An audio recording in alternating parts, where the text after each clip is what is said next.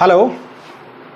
पृथ्वी और उसका घूमना हमेशा से हमारे लिए एक कौतूहल का विषय रहा है। जब हम रेलगाड़ी में सफ़र करते थे, मोटर गाड़ी में सफ़र करते थे, तो अक्सर देखते थे, जब छोटे थे इतना समझ हमारे पास नहीं थी तो लगता था पेड़ चल रहा है। लेकिन फिर बाद में हमारे बड़े ने बताया, जो हमारे साथ ट्रैवल कर रहे थे, कि ये पेड़ नहीं चलता है, ये हम गति करते हैं। राइट? तो कभी हम जिस पृथ्वी पर हैं उसे भी ये समझ हम जान पाए कि वो पृथ्वी भी गति करती है, लेकिन उसके इतने छोटे से हिस्से पे हम हैं कि हमें ये ज्ञात नहीं हो पाता है कि उसकी गति हो भी रही है या नहीं हो रही है। प्रिपेयर आईएएस के यूट्यूब पोर्टल पे आपका स्वागत है। मैं हूं गौरव त्रिपाठी। जो टॉपिक अब हम डिस्कस करेंगे वो है पृथ्वी की गतियां। यानी पृथ्वी गतियां शब्द से इस्तेमाल किया गया है क्योंकि पृथ्वी की एक नहीं दो गतियां होती हैं। कौन कौन सी गतियां होती हैं, उसके क्या प्रभाव हैं, इसको हम डिटेल से समझेंगे। शुरू करते हैं आज का पॉइंट, पृथ्वी की गतियां।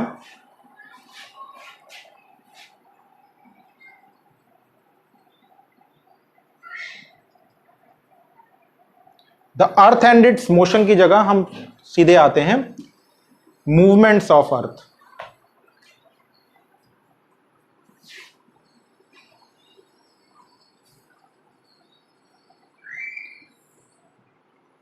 मूवमेंट जहां लिख दिया है यानी पृथ्वी की गतियां, तो सीधे हम आते हैं पृथ्वी की दो गतियां, उसके बाद आगे का कार्यक्रम हम शुरू करते हैं। कौन सा? एक होता है जिसे हम घूर्णन कहते हैं, यानी रोटेशन कहते हैं। ठीक। दूसरा आता है परिक्रमण यानी रिवॉल्यूशन। घूर्णन गति अभी हमने थोड़ी देर पहले बात की थी कि पृथ्वी का उत्तरी ध्रुव और दक्षिणी ध्रुव को मिलाती हुई एक काल्पनिक रेखा, जिसे हम अक्ष यानी एक्सिस कहते हैं, उस अक्ष के सहारे पश्चिम से पूर्व दिशा में लगभग 24 घंटे 23 घंटे 56 मिनट और 4 सेकेंड में ये अपना एक चक्कर अपने इस एक्सिस पे, इस अक्ष पर पूरा करती है। दूसरी गति है रेवोल्यूशन। रेवोल्यूशन में क्या होता है कि पृथ्वी सूर्य के चारों तरफ यानी सन के चारों तरफ पूरे वर्ष में एक दीर्घवृत्तीय कक्षा के सहारे क्या करती है? पश्चिम से पूर्व दिशा में सूर्य के सहारे चक्कर लगाती है, जो लगभग 365 दिनों में पूरा होता है। ठीक है? तो दो गतियां, एक सूर्य के चारों तरफ जिसे परिक्रमण यानी रिवोल्यूशन कहते हैं, और दूसरी रोटेशन यानी अक्ष पे। अब हम देखते हैं एक एक गतियां और उसके प्रभाव। पहला, घूर्णन गति। लगभग 24 घंटे में यानी 23 घंटे 56 मिनट और 4 सेकंड में होने वाली ये गति, जो इसलिए महत्वपूर्ण है, क्यों?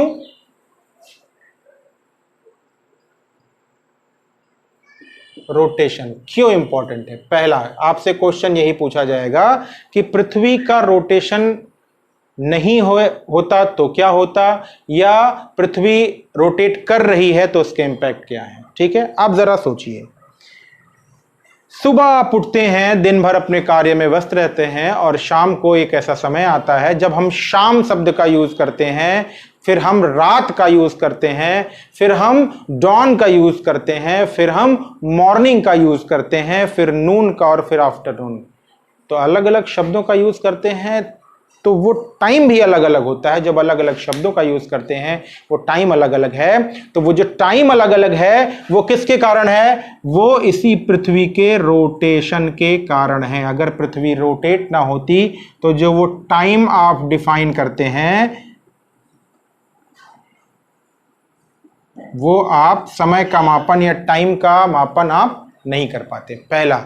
फिर दिन और रात जो होती है, डे एंड नाइट, यानी दिन और रात का जो कॉन्सेप्ट है वो पृथ्वी के घूर्णन के ही कारण है। भूमध्य रेखा पर पृथ्वी 1700 किलोमीटर प्रति घंटे की रफ्तार से गति करती है। किसी भी अक्षांश पे अगर आपको गति ज्ञात करनी हो तो फॉर्मूला मैंने बताया था अपने पहले एक वीडियो में, आप उसी फॉर्मूला के सहारे, यानी length of the latitude divided by 24 से आप अपने अक्षांश पर किस गति से पृथ्वी घूम रही है जान सकते हैं। दूसरा कि डे एंड नाइट हो गया, टाइम हो गया, फिर क्या करेंगे, जितना भी टाइड आता है,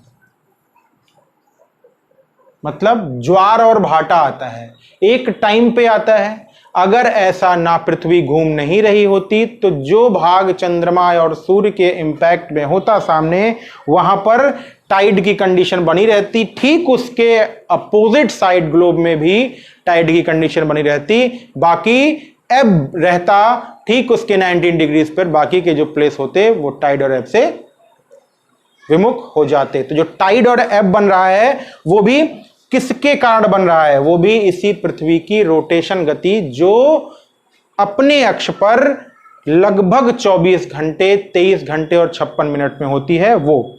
फिर हम दिशाओं का, यानी हम जो दिशाओं को ज्ञात करते हैं,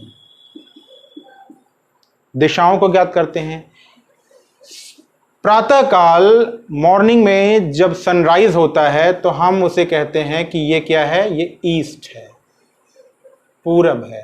और इसी आधार पर हम ठीक उसके पश्चिम में, ठीक उसके अपोजिट जहां सूरज डूबता है उसे वेस्ट कहते हैं। और जिस तरफ हमारा मुंह होता है, सॉरी, जिस तरफ अगर हम मुंह करके खड़े हों तो वो ईस्ट और वेस्ट और फिर नॉर्थ और साउथ, इस कंडीशन में। यानी ईस्ट का जो डेफिनेशन कह लें या इसको डिसाइड करने का तरीका यही है, यानी जो दिशाओं को डिसाइड करने का तरीका है वो क्या है, वो पृथ्वी का घूर्णन। अगर पृथ्वी घूमती नहीं तो हम दिशाओं को डिसाइड नहीं कर पाते। जिधर मुंह है, आपने बचपन में पढ़ा होगा पहली या दूसरी क्लास में कि मुंह करके खड़े हो तो क्या होता है, वो पूरब होता है। पीठ करोगे तो क्या होगा, पश्चिम होगा। जो बाईं तरफ होगा वो क्या होगा, उत्तर होगा। और दाईं तरफ जो होगा वो क्या होगा, वो साउथ यानी दक्षिण होगा।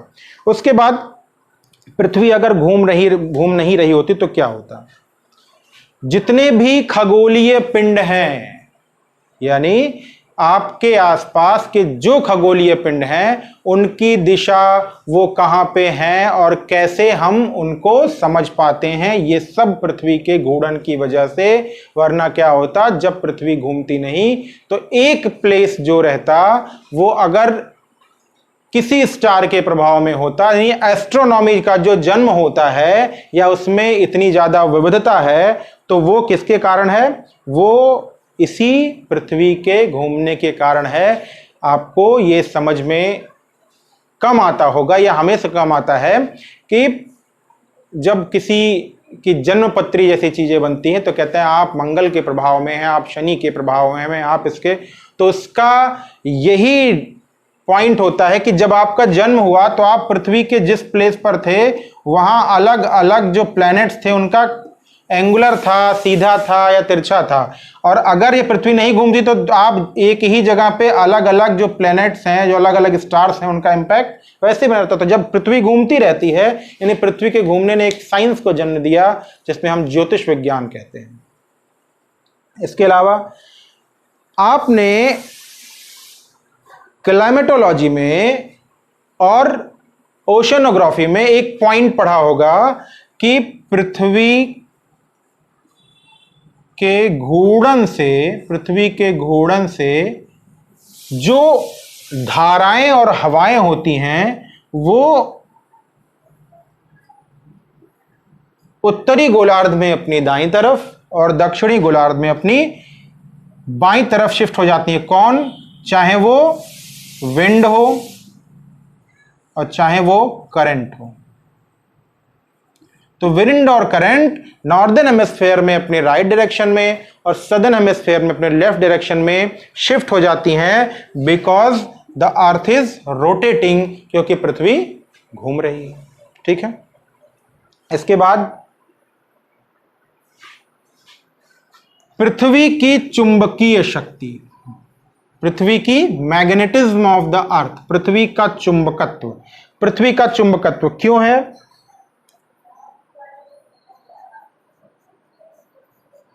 पृथ्वी का चुंबकत्व क्यों है ऐसा? पृथ्वी ध्रुवों पर चपटी है या इसका जो शेप है, यहीं पे इसे को डिफाइन करें, पृथ्वी का आकार, पृथ्वी का आकार, पृथ्वी के आकार में क्या है, शेप में क्या स्थितियां हैं? ठीक, देखिए भूमध्य रेखा पे चपटी है ना, इसका कारण यही है, जब पृथ्वी घूमती है तो जो बहुत सारा मास है वो पृथ्वी से के पोल से सेंटर की तरफ क्या होता है, सेंटर की तरफ ट्रेवल करता है। दैट्स वाई पृथ्वी के पास ऊपर से मास यहां पहुंच जाता है और यहां पर पृथ्वी थोड़ी सी दब जाती है, और जब वो मास इक्वेटर पे पहुंचता है तो इक्वेटर पे थोड़ी सी बल्जिंग है, उभरी हुई है, कौन सा, पृथ्वी। तो पृथ्वी का जो शेप जियोइड है वो पृथ्वी के इसी रोटेशनल मूवमेंट के कारण है। फिर दूसरा मैग्नेटिज्म यानी चुंबकत्व। मैग्नेटिज्म वही चीज है कि मास यहां पर आ जाता है तो जो डेंस पार्ट्स हैं वो पृथ्वी के केंद्र में ज्यादा हैं, और उसी के कारण पृथ्वी पे क्या होता है, ये चुंबकीय ध्रुव है, उत्तरी ध्रुव और दक्षिणी ध्रुव, इसका भी निर्माण पृथ्वी के इसी रोटेशन के कारण होता है। आपको याद होगा मैंने बताया था या आप जानते होंगे कि भूमध्य रेखा पर अगर कोई वस्तु है और कोई वस्तु या आप खुद ध्रुवों पर हैं तो किस पार्ट पर आपका जो वेट होगा वो ज्यादा होगा, ये बताइएगा। वेट ज्यादा होने का जो प्रोसेस है वो किसी भी पॉइंट पर, किसी भी व्यक्ति पर ग्रेविटेशनल पुल की स्टेटस से डिसाइड होता है। तो कहां पर, क्वेश्चन ये है कि ध्रुवों पर यानी ए पॉइंट पर और बी पॉइंट पर किस पे आपका वेट ज्यादा होगा, आप बताएंगे। ठीक है, इसके अलावा पृथ्वी के रोटेशन में ये पॉइंट याद कर लेगा, time, day and night, tides, दिशाओं का ज्ञान, पृथ्वी का चुंबकत्व, पृथ्वी का आकार, ये सब कैसे डिसाइड होते हैं, पृथ्वी के रोटेशन। और अगर ये मैं कहूं कि पृथ्वी की जो लाइफ है वो भी पृथ्वी के इसी रोटेशन की वजह से है, क्योंकि अगर डे और नाइट नहीं होता तो क्या होता, डे एंड नाइट नहीं होता तो एक सामने सोचिए किसी टाइम जहां पे सूरज सीधा है, अब सूरज सीधा है तो गर्मी में पूरे दिन जो तापमान होता है वो मॉर्निंग से लेकर धीरे धीरे बढ़ता रहता है। पृथ्वी उस तापमान को एब्जॉर्ब करती है, फिर री रेडिएट करती है, और पृथ्वी पे जो टेम्परेचर है वो मेंटेन रहता है। वरना सामने वाला इतना टेम्परेचर पा जाता और पीछे वाला वर्ष इतना ठंडा हो जाता कि लाइफ नहीं बचती। तो पृथ्वी पे अगर लाइफ है तो वो भी पृथ्वी के रोटेशन की वजह से है। अब आते हैं दूसरी पृथ्वी की गति पे, यानी 24 घंटे के अलावा हम दूसरे पॉइंट पे आते हैं कि पृथ्वी का रिवोल्यूशन, यानी सूर्य के चारों तरफ जो पृथ्वी घूमती है वो घूमना कैसे होता है, क्या उसका प्रोसेस है। 365 days 5 hours 48 minutes, ये पृथ्वी की सूर्य के चारों तरफ की गति है। यानी अगर हम यहां पे इसको सन मान लेते हैं, सूर्य मान लेते हैं, तो पृथ्वी की हम 4 पोजीशंस को समझते हैं, और पृथ्वी की घूमने को, ये एक्सिस मैंने इतना बड़ा खींचा है, इतना बड़ा है नहीं, वो एकदम पोल्स तक ही होता है।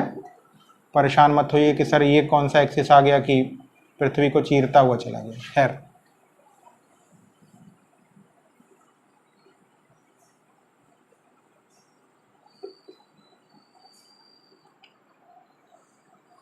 हम बात कर रहे हैं कि अर्थ के रिवॉल्यूशन का क्या इंपैक्ट होता है। मॉडल एक यहां भी बना लेते हैं, समझने में आसानी होगी। ये है लैटिट्यूड, ये है लॉन्गिट्यूड। ठीक है, हम पृथ्वी के सूर्य के चारों तरफ परिक्रमा की बात कर रहे हैं। तो अगर सूर्य के चारों तरफ परिक्रमा नहीं कर रही होती पृथ्वी तो इंपैक्ट क्या होता है इसका? पहला इंपैक्ट होता कि जो सीजन है वो सीजन नहीं होता। यानी सीजन क्यों है? क्योंकि पृथ्वी सूर्य के चारों तरफ घूम रही है। अब वो सीजन आपको मैं दिखाता हूं। देखिए, पृथ्वी क्या है? दीर्घवृत्तीय कक्षा में गति करती है।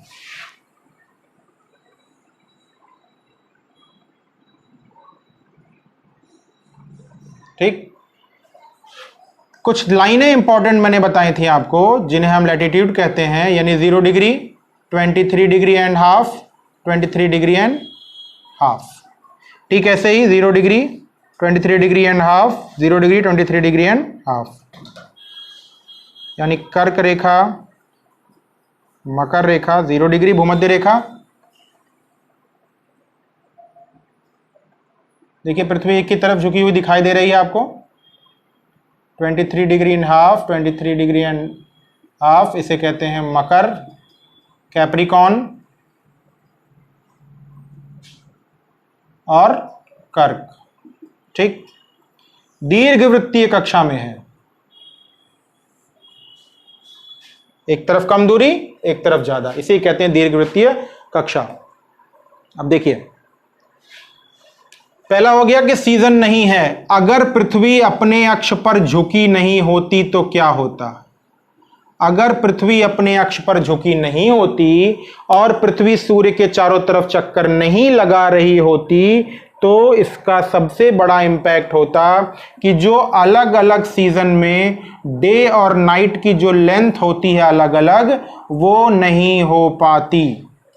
सीधा सा लाइन। ठीक है, अब देखिए, पृथ्वी घूम रही है, यहां पे है कर्क रेखा, सूर्य के ठीक सामने जो डेट है वो है 21 जून। 21 जून को सूर्य कर्क रेखा पर है, इसे कहते हैं समर सॉलिस्टाइस।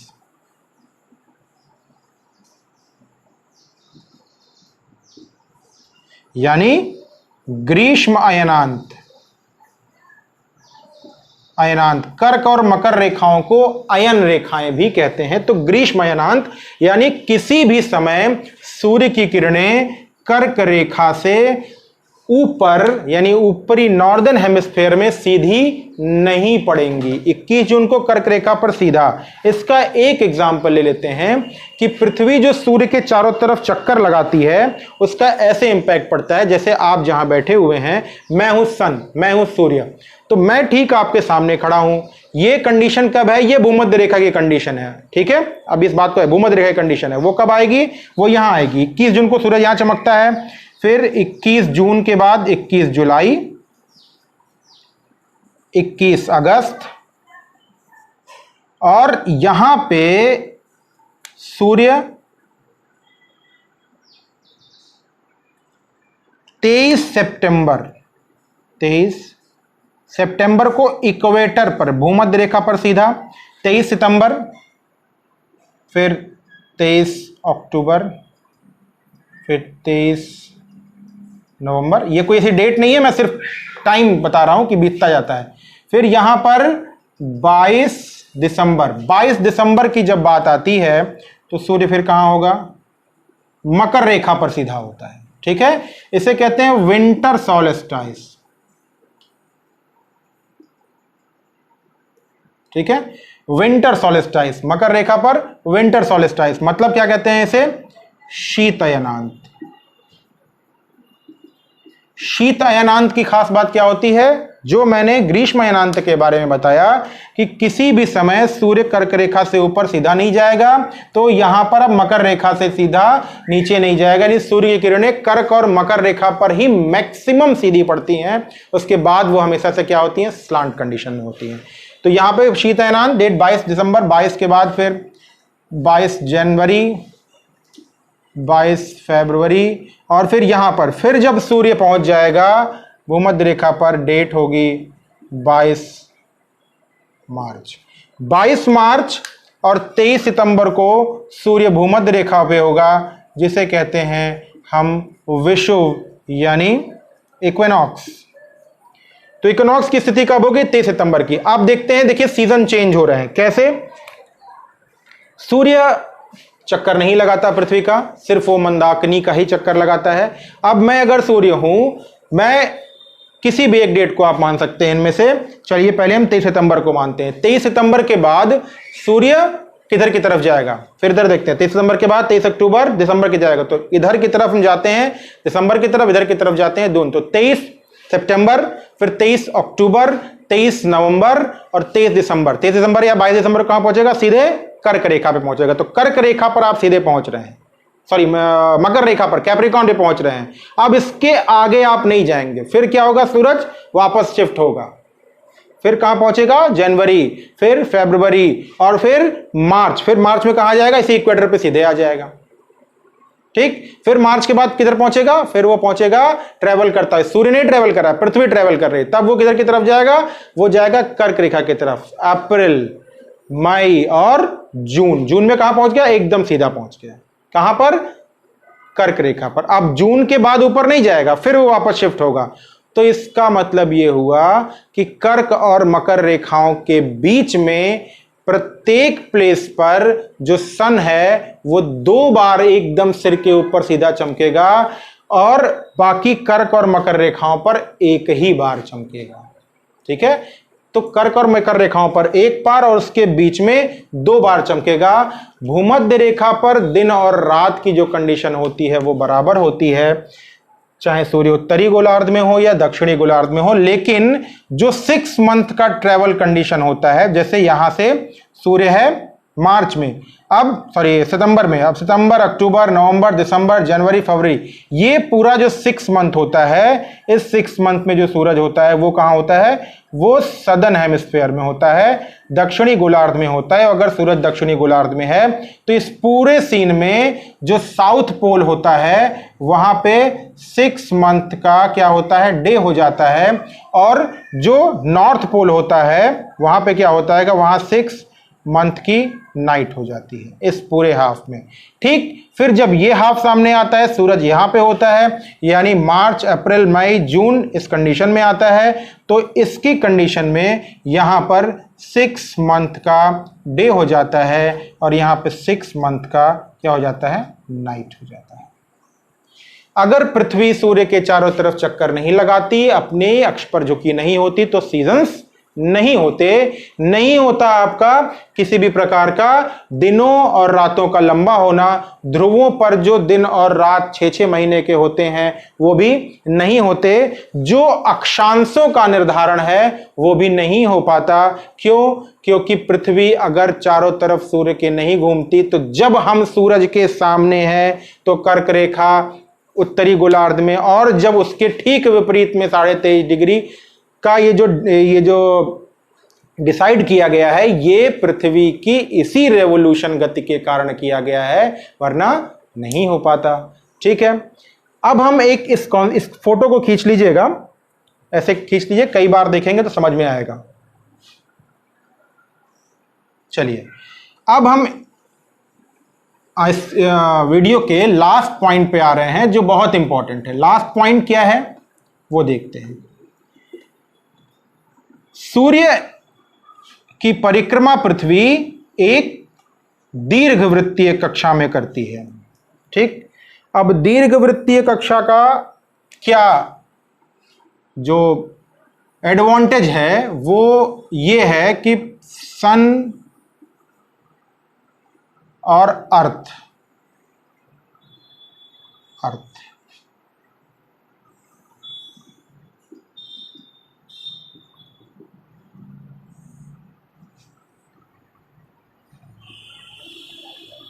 सूरज और पृथ्वी के बीच में एक टाइम वर्ष में ऐसा आता है कि जब सूरज पृथ्वी से मैक्सिमम दूरी पर होता है। एवरेज दूरी पर कितना?